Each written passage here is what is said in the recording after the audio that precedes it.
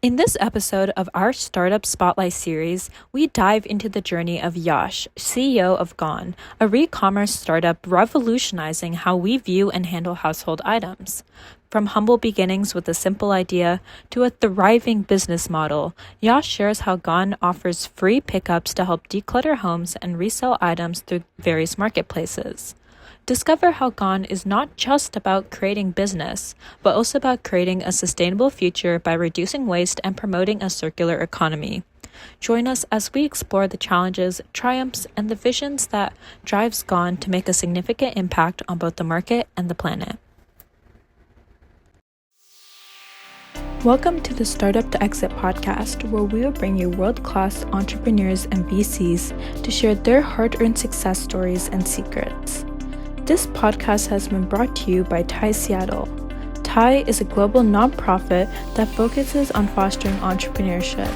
TIE Seattle offers a range of programs, including the Go Vertical Startup Creation Weekend, TIE Entrepreneur Institute, and the TIE Seattle Angel Network. We encourage you to become a TIE member so you can gain access to these great programs. To become a member, please visit www.seattle.tie.org. After the success of our Microsoft at 50 series, which is the first-person account of many senior executives in the early years of the company, we're starting our next series, Startup Spotlight. We're going to feature founders and hear their stories, their journeys, and what they are solving in the new world order of AI. I hope you all enjoy it. We have now actually crossed over 25 episodes, and we really thank you for supporting us through our own journey. It's now available everywhere podcasts can be heard: Apple, Spotify, YouTube, Google. I hope you all subscribe, tell your friends to subscribe, and enjoy our next series, From Startup to Spotlight. Thank you.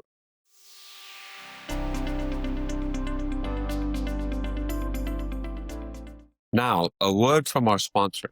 At JP Morgan Private Bank, wealth is understood to be more than just numbers. It's about creating a legacy, achieving dreams, and securing a family's future.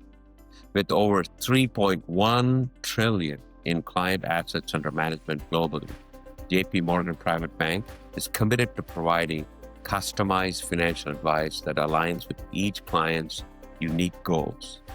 Clients benefit from a personalized approach, working closely with experts in philanthropy, family office management, fiduciary services, and special advisory services.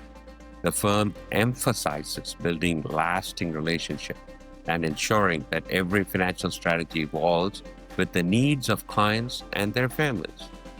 JP Morgan Private Bank not only manages wealth, but also helps clients create a meaningful impact. Whether individuals seek to support charitable causes, manage a family legacy, explore new investment opportunities, the private bank team is there to provide guidance every step of the way. With a presence in key financial markets worldwide, JP Morgan Private Bank offers unparalleled access to global insights and opportunities. Its commitment to excellence and innovation ensures that clients receive the highest level of service and expertise. Time is recognized as precious, and JP Morgan Private Bank values every moment spent with its clients. The mission is to make the financial journey as seamless and rewarding as possible, from the initial consultation to the ongoing management of assets.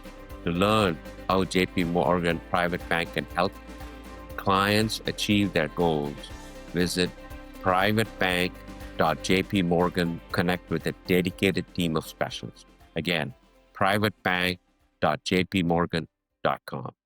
Thank you. Well, hello, everyone.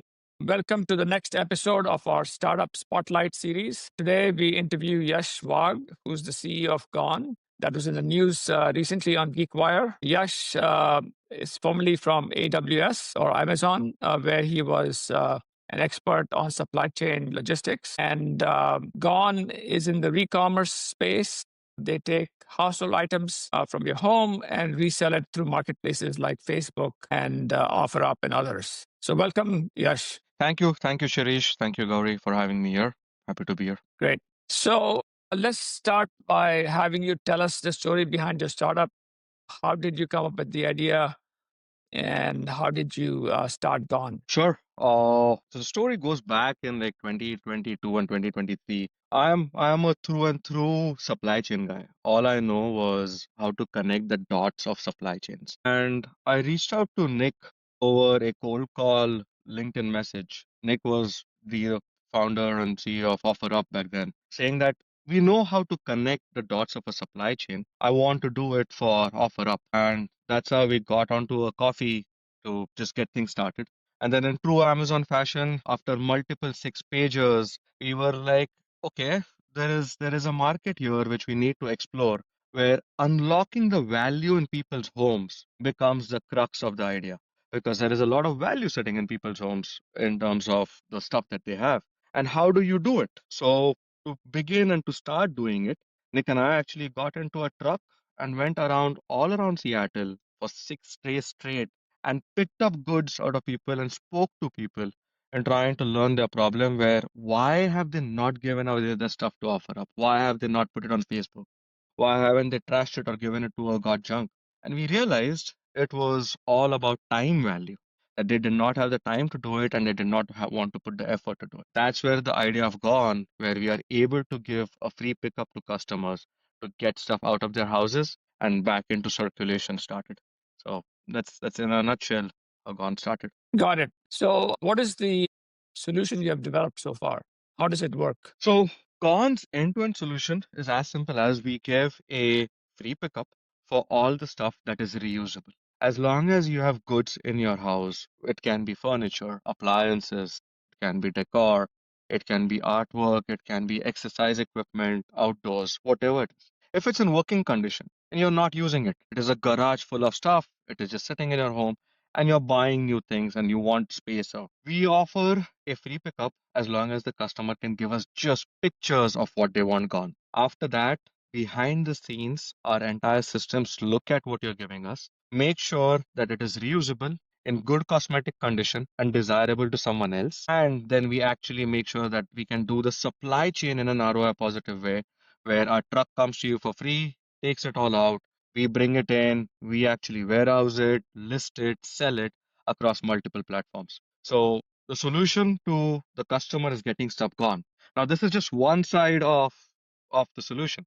The other side of the solution is actually the demand side or the buying side. And here, all the things that we get are listed across Facebook, like Facebook, OfferUp, our own website, actual retail stores, and all n number of places where we can get more eyes on it, and then we try to get it into circulation to the right buyer at the right cost. How do you deal with the situation where, I might say I have a Stairmaster that's in good working condition, etc. I send you a picture, but in reality, I'm lying through my teeth, and it's not working. I just want to get rid of it, and you do it for free. So now you end up with a lot of junk in your warehouse that you now have to get rid of. That's an interesting question. It happens. Sometimes it happens. But look at it this way. We are also educating our customer in terms of telling them that we are a sustainable company where the Mhm. mission to not create waste is the most important mission that we have. And in order to save our own planet through carbon emissions, through waste, through all the things that we are throwing out into landfills, if you try to give me waste, it's actually going to happen that we have wasted supply chain cost, we have wasted fuel, we have actually wasted space. It's not going to sell and it's going to end up in the landfill anyway. So you have created additional waste just because you wanted a free service. So we try educating our customers. And when it comes to actually operationally doing this, our drivers are well trained that once they are there at your place, they look at it, they touch it, they feel it, and they make sure that the photos and what you're giving us match. And only then we are able to take it. So it comes down to both educating the customer as well as making sure that we are aware of the situation that sometimes 2 to 5% of the times things can happen like this. So most of the time, you get good stuff that you can resell in the marketplaces. That's good. Absolutely. Absolutely. Yeah. And like our aim is to keep all the premium goods out of landfills. Like it's not the cheap stuff that you generally get out of an IKEA. It is a lot of, if you look at the furniture that we have, it is a lot of quality furniture that has been made over many years that is back into circulation. So I guess one question that a lot of VCs like to ask is why now? What industry trend are you riding on that makes this a great idea? I mean, OfferUp and Facebook Marketplace have been around for a long time. So what's new that is making this idea possible? We are in 2025. There's only one trend that is riding all of us, to be honest with you right now. AI, right? So we brought together, my take is, I think we brought together four key ingredients to an age-old C70, 100-year-old industry to make it happen now. Let's start with the first one. The team that we have, right? We got my supply chain expertise in a way and trying to develop an operations heavy business while bringing in Nick and Aryan's expertise from OfferUp, what they've learned for 12 years or 13 years of running OfferUp in terms of expertise. The second piece is the data that we are actually carrying forward, which is what sells when, where, for how much. We can bank on the data to actually understand how e-commerce market is doing because likes of OfferUp, likes of Facebook, and all of these guys have done it before, and there's enough data out there. The third piece to all of this is actually creating the AI systems. We are in 2025 where it is the world of AI, where we now know to see what is coming in. How do you curate it? How do you price it? How do you actually get the supply chain costs done in an ROI positive way and take it through end to end? So we have tried to figure it out in terms of technology, data, and team. And last but not the least, we are not trying to be a one show pony. We are trying to actually create a hub of e-commerce where everything from the supply side of e-commerce comes and hits the Gone hub and then is able to be connected to the entire side of the demand of e-commerce. So we are becoming an AI enabled logistics hub of e-commerce, which connects everything end to end, both the supply and demand, and make sure all the avenues are open.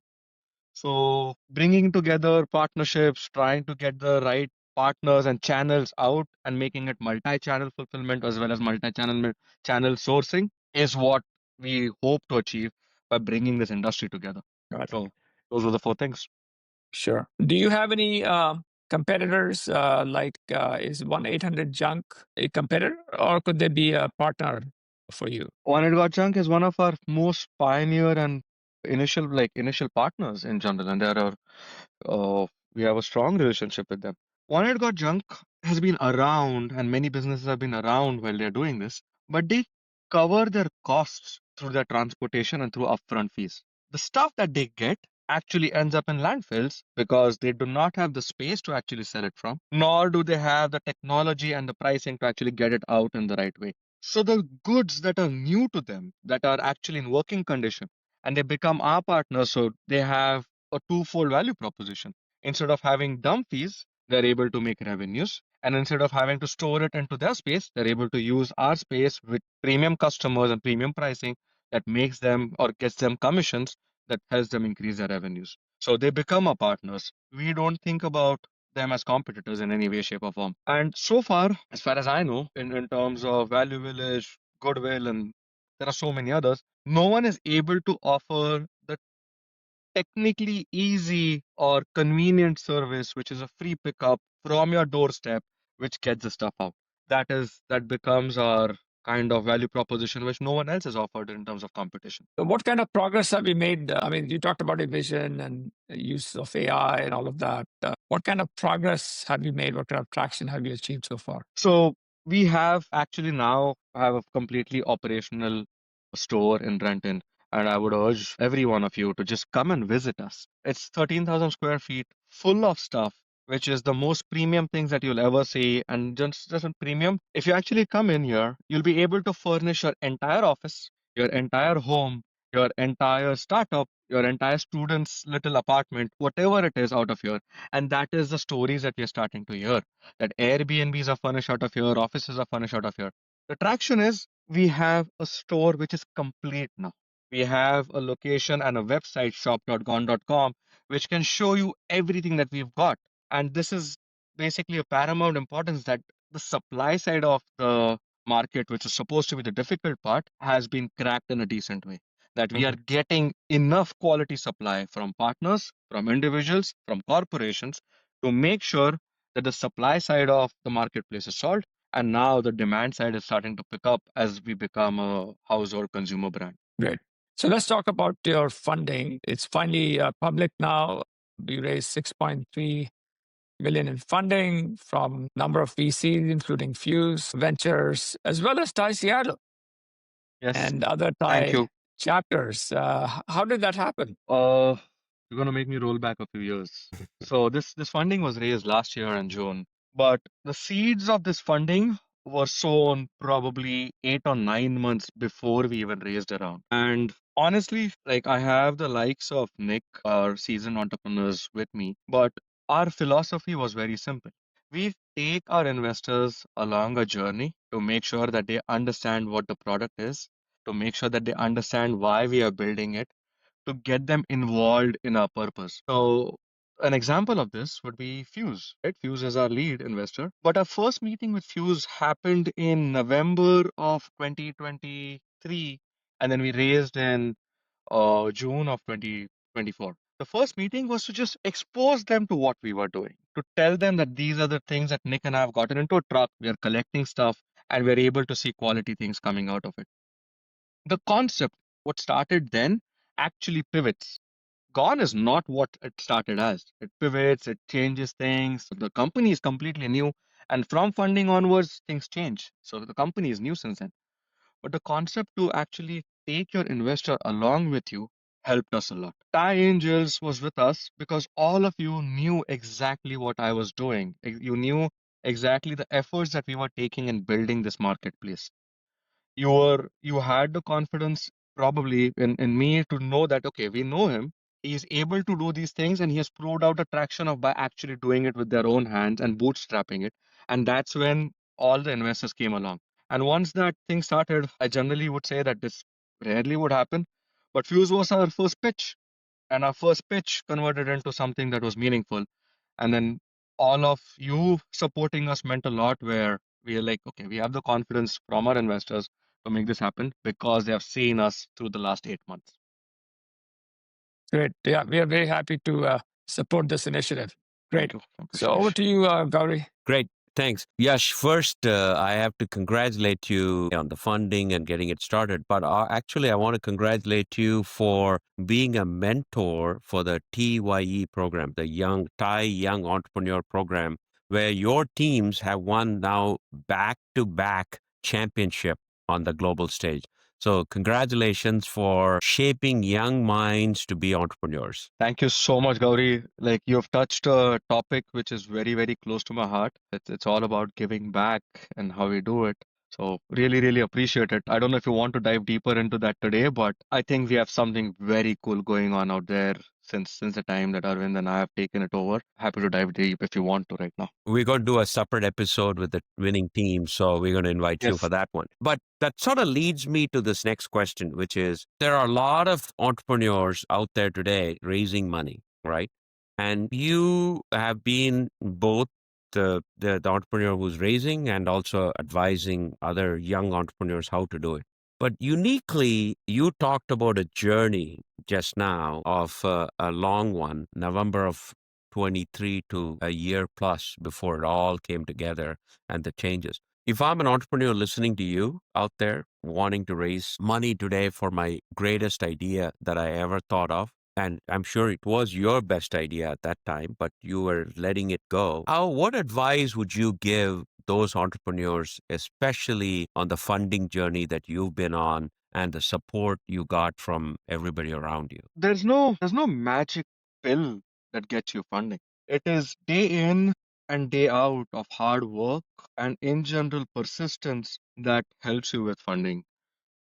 Uh, unless you are fully into it, you have burnt your boats for that lack of better terms, that there is no fallback option. You have gone into it all in and you're trying your best every day is what eventually gets noticed, is what I feel. It wasn't a year plus, a year and a half of building gone, and then we like a year and a half of no paychecks, just building, just trying to figure out what we can do. and then eventually pivoting many times is what led to the June 2024 funding. So getting it bootstrapped, trying to figure out how many pieces that you can put in place, connecting with the right people, and at the end of it, like being extremely patient and extremely, for lack of better terms, resilient, because not every day you're going to find an idea, not every day someone is going to come and help you. Just trying to meet as many people as possible was what led us to this. And I'm very grateful to Thai Seattle for that instance, because my entire journey, entrepreneurship journey, also started with me getting involved with Thai Seattle. It is you folks who introduced me to many people. Obviously, we take the coffees, you take the meetings, you understand from them, you learn from them. So we did all of that. But I'm extremely grateful to organizations like Thai Seattle that help us actually get connected into the ecosystem, and that makes things happen. And the biggest example, I met Kellen at the holiday party at Thai Seattle. I met Kellen because I got introduced into the charter member group, and that's how we reached out. So getting the connections and networking going while building with your head down, both of those things come together. That's excellent advice. That it's a journey, and you have to be resilient to withstand it and get up every morning and do it all over again. Seems like that's a, and we are glad that we see one of our own, get funded and get their vision into real execution. Now, you talked a little bit about the pivots that you went through, even as you were heading to your launch, right? So that means there was morphing of it. A lot of entrepreneurs get stuck in saying, hey, I have this idea, so this is it, right? You seem to have struck that balance between pivoting and staying core to your idea. How would you say that you struck that balance, and were there times in which you felt like you're moving away too much from the core, or you're not incorporating enough of the suggestions you're getting? How do you balance those two? So the two things that you're probably talking about is how do you balance purpose with the market signals, Mm-hmm. right? Uh, my purpose stems from my daughter. What kind of a world do I want to leave for my daughter as we pass on back into the next generation, right? And that meant that we wanted to create a sustainable world. The carbon scores are going through the roof where we are just consuming and consuming and we're becoming a consumerist nation, consumerist people. And my thing was like, we got to stop this cycle somewhere. So the core purpose that I have gone behind is a sustainable mission oriented thing where we stop the consumerism and actually are happy and content with what we have. And that means making sure that the second-hand goods that have life left in them get used to its fullest rather than trashing, and making sure that we don't consume new things. That's the purpose. So if that was the purpose, we started the idea in many different ways. The first way was like actually consignment. Like we started a company 1-800 Consign, where you were able to take things in, store it, and actually give the customer some money back. Once you did that, we figured out that as we learned from the market signals, the idea pivoted completely, and it's a new business again. People did not want money for it. People wanted stuff out of their lives and gone out of their lives. Okay, fine. So we tried doing that. From there, an idea of treasure truck also struck us. Like, can we do it in a treasure truck where we come pick it up and just distribute it out there? Eventually, when you hear your customers enough, eventually, when you get the signals right and you match the signals from what the customers are telling us to the purpose, that's how you do it. If you are hell bent on one idea and if you just want that idea to be proved right, you don't listen to the market, I think it is doomsday. You have to listen to your customer. You have to ask your customers constant questions. And that too, when you're with them in a very friendly way without indicating to them that this is what you're going to ask. So we made sure that we are solving a problem that the customers wanted while staying true to a deep innate purpose that I have is how we have landed so far. And I hope we continue because there are going to be many more pivots from here on as well. So now, with the launch of it and the success that you're having, you have great co-founders, right? Who have scaled companies. I'm sure that they bring in a particular set of skills with your supply chain, and their roadmap is charted, right? How internally are you guys organized or even debating which is the first one to go? Because the choices and the allocation of resources is your number one challenge, I assume you're having, because you're actually a physical goods company. It's not like I can hire 100 more people and they can write more code or they can deploy it. This is buying 100 more trucks is non-trivial. How are you mapping roadmap with the team that you have built and the co-founders with experience that you have? As the CEO, you can say, this is how we are moving forward. Sure. There are 1,000 things we can do. You pointed out right now. There are literally 1,000 things and 2,000 ideas that come to us every day.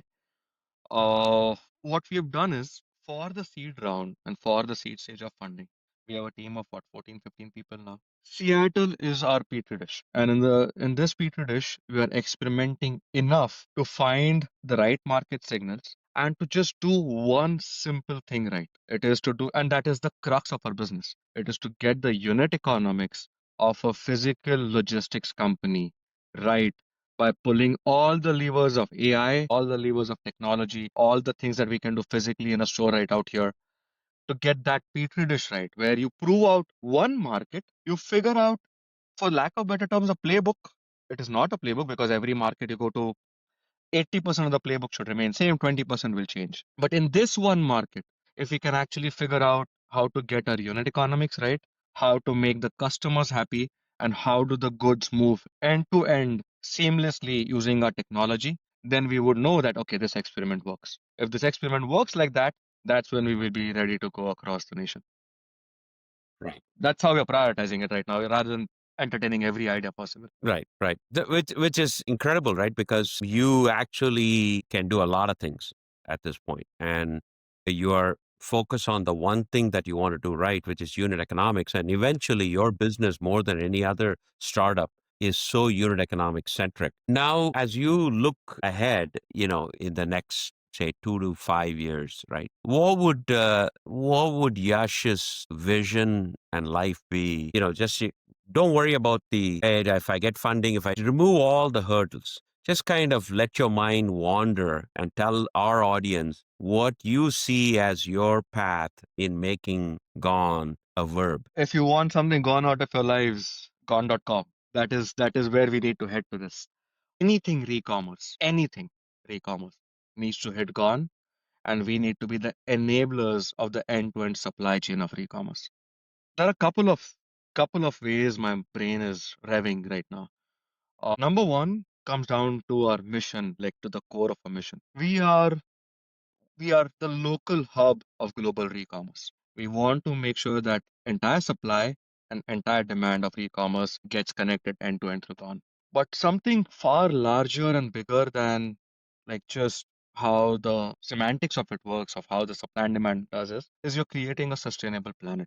You're trying to create a carbon conscious planet, and you're trying to make sure that you're trying to do what is right for the climate crisis that we have, what is right for the planet, what is right for the next generations. So, in an ideal world for Yash, at some point of time, if we can start making sure that every good that is there on this planet actually gets barcoded with a gone SKU number, and we are able to track it end to end, where we know how much carbon was saved, what was saved from getting manufactured, what was saved and getting into the dump, where is that product right now, and we are able to create a full-fledged end-to-end system, that would be a super cool thing that we can do for our community, our ecosystem, our planet, for everything.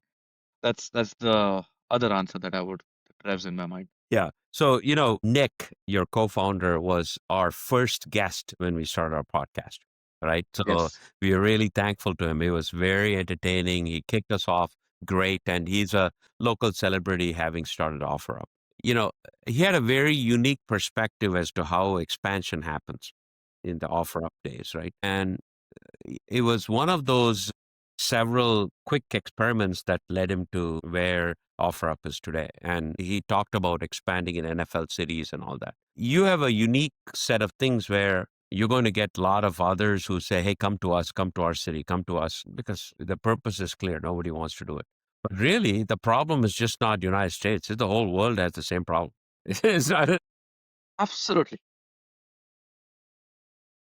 and the unit economics you have to achieve, right? Is there a North Star that you guys measure every day to say when we are aligning, that's when we can expand in whatever the city or goods or other things. Because eventually, if your goal is to measure carbon footprint, you got to expand it. You can't just be in one store. How do you guys look at that as a company every day and say, hey, we got to keep measuring this every day? Two very simple metrics that we have across the company. One is, are your unit economics positive? That means, is your store being able to break even with what is happening? Whatever your costs that are there for one hub, are they able to break even? That's your number one goal. And the number two goal is for a marketplace, whatever is coming in, is it going out? Are you able to match the supply? If you're getting 1,000 items per month, are you able to sell 1,000 items? So what is the velocity with which you are able to actually process, churn, and match the items to from the right supply to the right demand? If you take care of those two metrics, we are decently well aligned to making sure that, okay, this experiment that we are trying to run is successful, and now this experiment can be run across all your NFL cities, eventually across the globe. That's awesome. I like the way you've simplified even for your internal teams how they can rally around two simple metrics as opposed to broader goals that they may not be able to see on a day-to-day basis. I love the way you've approached it. And I also think that what you're doing for the planet and the purpose through which you've started is incredible. Shirish and I are very happy that we've been played a very small role in Gone getting started. Thank you very much. Thank you so much.